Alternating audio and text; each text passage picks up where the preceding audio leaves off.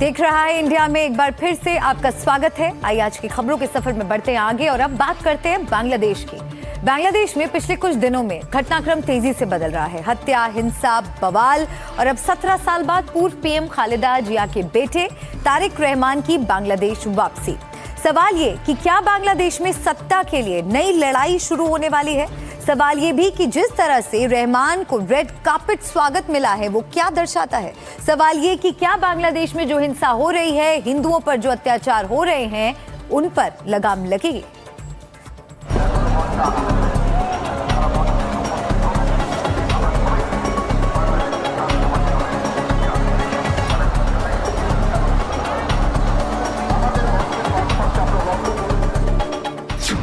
बांग्लादेश लौटा dark Prince.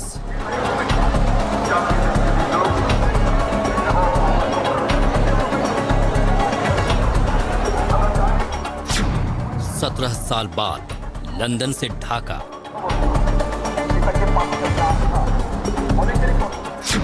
Tariq Rahman आए, क्या मोहम्मद यूनुस जाएंगे?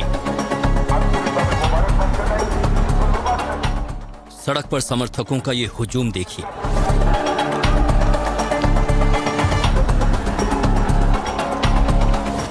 इतने लोग की गिनते रह जाएं, लाखों की भीड़ बताई जा रही है।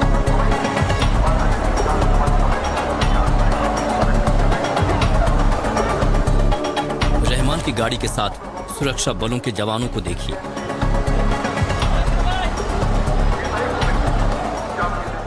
सत्रह साल के निर्वासन के बाद तारिक रहमान की वतन वापसी हो गई है। पूर्व राष्ट्रपति और बीएनपी संस्थापक जियाउर रहमान और पूर्व प्रधानमंत्री खालिदा जिया के बेटे हैं तारिक रहमान। उनकी वापसी से बांग्लादेश में उनकी पार्टी बीएनपी यानी बांग्लादेश नेशनलिस्ट पार्टी के कार्यकर्ताओं में जबरदस्त जोश और उत्साह है।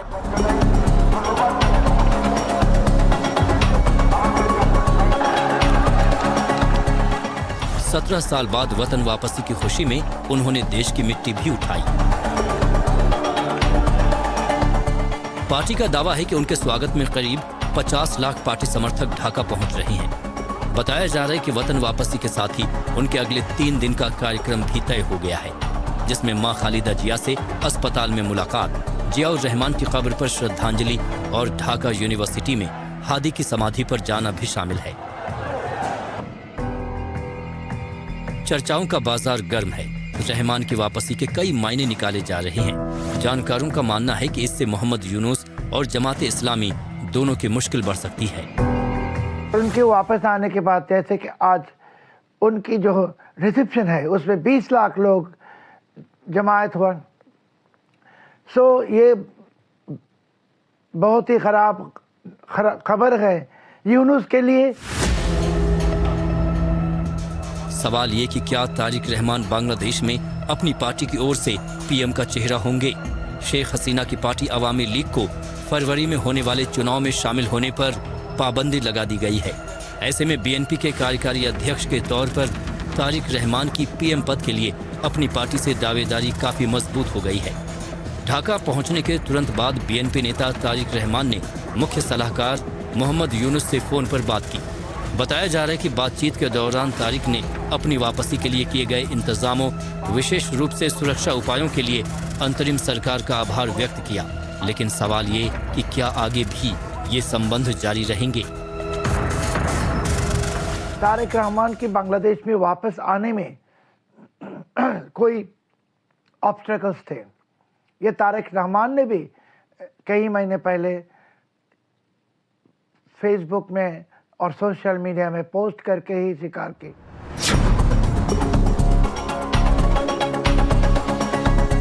एक और बात जो अहम है कि आने वाले समय में भारत से बांग्लादेश का कैसा रिश्ता होगा। माना जाता है कि पहले बीएनपी का रुख भारत विरोधी रहा था, लेकिन हाल के दिनों में रहमान ने भारत के साथ संतुलित संबंधों की वकालत की है। तारिक रहमान खुद को लोकतंत्र और संवैधानिक व्यवस्था का समर्थक बता रहे हैं।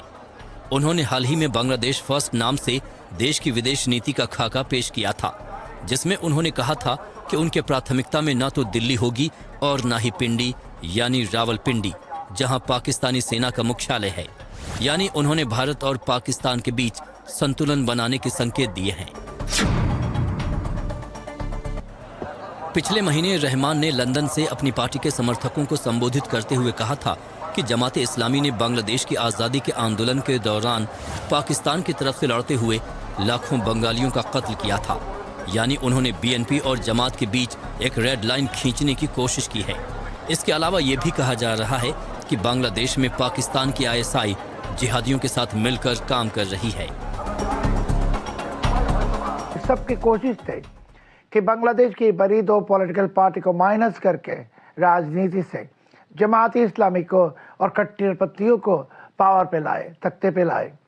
सो तारिक रहमान की जो बांग्लादेश में वापस आना, ये बांग्लादेश की राजनीति के लिए आने वाले एक हफ्ते में बहुत कुछ होगा। तारिक रहमान को इस वक्त बांग्लादेश का अहम चेहरा कहा जा सकता है और उनकी जिम्मेदारी देश को इस आपदा से निकालने की है। उनके सामने सिर्फ सत्ता के शिखर पर पहुंचने की चुनौती नहीं है, बल्कि देश को अस्थिरता से निकालने, युवा मतदाताओं की उम्मीदों पर खरा उतरने की चुनौती है। देश को हिंसा से बाहर निकालना, अल्पसंख्यकों को सुरक्षा देने के साथ साथ आर्थिक बदहाली बड़े मुद्दे हैं।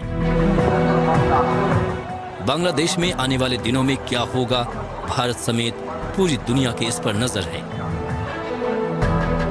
ढाका से अंकित त्यागी के साथ ब्यूरो रिपोर्ट, एनडीटीवी इंडिया।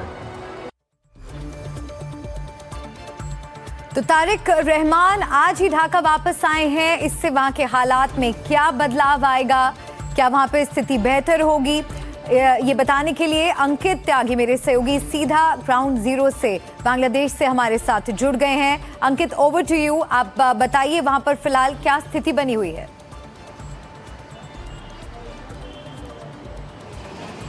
देखिए मलिका, इस वक्त मैं आपके पास ढाका से लाइव आ रहा हूं। हम करीब 2 घंटे पहले ढाका पहुंचे और उसके बाद एयरपोर्ट से बाहर निकलते ही आपको आज जो सबसे बड़ी इवेंट जो दिखाई पड़ेगी, जिसके बारे में लोग बात कर रहे हैं, वो तारिक रहमान की वापसी की है। पूरे एयरपोर्ट के आसपास का जो इलाका था, वहां पर बड़े बड़े पोस्टर्स लगे हुए हैं।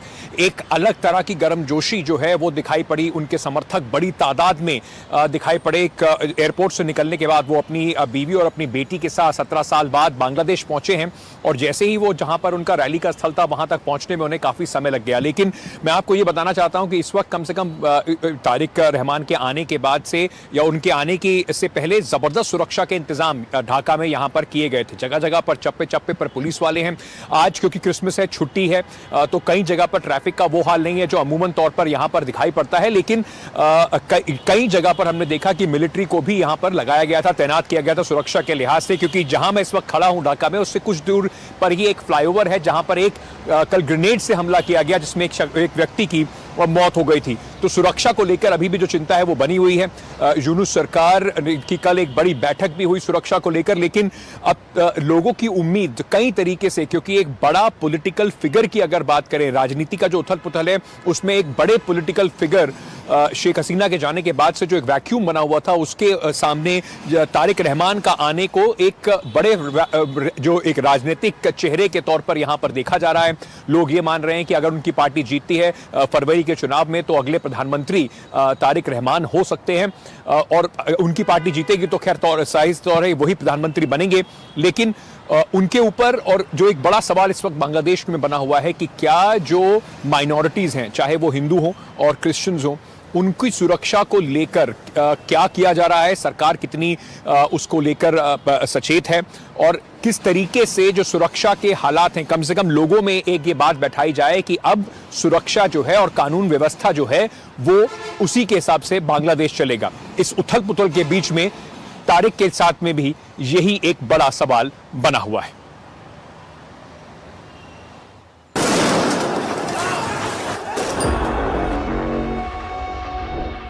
ये वो तस्वीरें हैं जो पिछले कुछ दिनों में बांग्लादेश से आई हैं। हत्या, हिंसा, आगजनी, अल्पसंख्यकों पर अत्याचार और कट्टरता की लहर, ये बांग्लादेश में देखा गया है।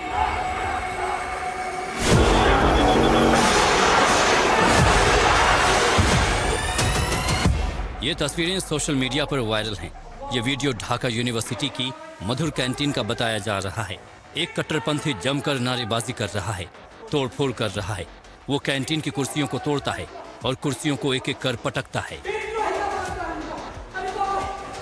इसके बाद नारे लगाता है और फिर नारे लगाते हुए जमीन पर लेट जाता है।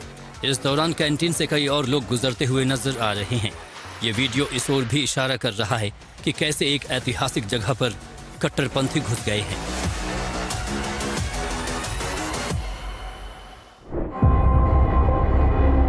ये बांग्लादेश की मशहूर टीवी एंकर नाज़नीन मुन्नी हैं। वहां के ग्लोबल टीवी की एंकर हैं। खबरों के मुताबिक कुछ लोगों ने धमकियां दी हैं कि नाज़नीन को हटा दो, नहीं तो ऑफिस में आग लगा देंगे। राजधानी ढाका में मौजूद निजी टीवी चैनल ग्लोबल टीवी के हेड ऑफ न्यूज हैं नाज़नीन मुन्नी। बताया जा रहा है कि उन्हें भी धमकी दी गई है। ये घटना कुछ ही दिनों पहले बड़े अखबार प्रथम आलो और द डेली स्टार के ऑफिस पर हुए हमलों के बाद हुई है। पत्रकारों का डर बढ़ रहा है और ये संकेत है कि स्वतंत्र मीडिया पर दबाव तेज हो रहा है। गुरुवार को तारिक रहमान ढाका पहुंची, लेकिन उससे पहले ही बुधवार 24 दिसंबर को ढाका के एक बाजार में धमाका हुआ था, जिसमें एक शख्स की मौत हो गई। बताया जा रहा है कि किसी ने फ्लाईओवर से बम फेंका था। मृतक की पहचान 21 वर्षीय सैफुल सियाम के रूप में हुई है। वो मोग बाजार इलाके की एक ऑटोमोबाइल एक्सेसरीज की दुकान में काम करता था। ये धमाका हाटिर झील थाना क्षेत्र के न्यू एस्कटन इलाके में हुआ, जहां असेंबली ऑफ गॉड चर्च और बांग्लादेश मुक्ति योद्धा संसद सेंट्रल कमांड का ऑफिस है। इस संवेदनशील क्षेत्र में धमाके से सुरक्षा एजेंसियों की चिंता और बढ़ गई है। बांग्लादेश में उस्मान हादी की मौत से ही बवाल मचा हुआ है। हिंदुओं और अल्पसंख्यकों के खिलाफ अत्याचार बढ़ते जा रहे हैं। ये डर बढ़ता जा रहा है कि सत्ता कहीं जिहादियों के हाथ न चली जाए। ढाका से अंकित त्यागी के साथ ब्यूरो रिपोर्ट, एनडीटीवी इंडिया। 1971 के बाद 2024 में जो बांग्लादेश में हुआ और इस वक्त जो हालात बने हुए हैं, बांग्लादेश एक बहुत महत्वपूर्ण अपने इतिहास के दौर से गुजर रहा है। एक तरफ लोगों में डर है कि कहीं जो एक्सट्रीमिस्ट ताकतें हैं वो यहाँ पर उनका कम से कम प्रभाव ना पड़ जाए और एक तरीके से जो देश के अंदर हालात बने हुए हैं वो बिल्कुल चरमरा ना जाए। दूसरी तरफ जो पत्रकार हैं, जो सिविल सोसाइटी है और जो बांग्लादेश के इंटेलेक्चुअल्स हैं, जो सोचने परखने वाले, लिखने वाले लोग हैं, जर्नलिस्ट हैं, उनके अंदर ये डर बना हुआ है कि ये कहीं ना कहीं यूनुस सरकार की नाकामी भी दिखाता है कि वो उनको सुरक्षा देने में अभी तक सक्षम नहीं है। बांग्लादेश से हालात का जायजा हम लेकर पल पल की रिपोर्ट लेकर आपके पास आते रहेंगे। अभी वापस चलते हैं मेरी सहयोगी मलिका के पास। बिल्कुल ठीक कहा आपने अंकित। वहां पर परिस्थितियां बेहद संवेदनशील बनी हुई है, लेकिन सवाल यह है कि क्या बांग्लादेश में हालात सुधरेंगे। अंकित, लगातार ग्राउंड जीरो से हम तक एक एक अपडेट बांग्लादेश के तमाम रीसेंट डेवलपमेंट्स पहुंचाते रहेंगे। शुक्रिया अंकित फिलहाल इस पूरी जानकारी के लिए।